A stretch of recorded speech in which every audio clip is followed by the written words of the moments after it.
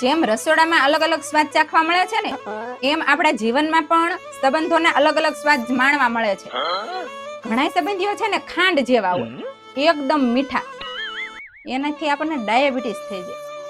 અને ઘણા સંબંધીઓ છે ને કારેલા જેવા હોય, એકદમ કડવા, એ હંમેશા આપણા માટે ઝેર જ ઓગતા હોય. અને ઘણા સંબંધીઓ છે ને સ્વાદ વગરના હોય, નો આપણા માટે સારું બોલે નો નબળું બોલે, એની હાજરીથી આપણને કાંઈ ફરક ન પડે. અને ઘણા સંબંધીઓ છે ને લાગણીશીલ હોય, જે આપણા માટે હંમેશા ઘસાઈ જતા હોય.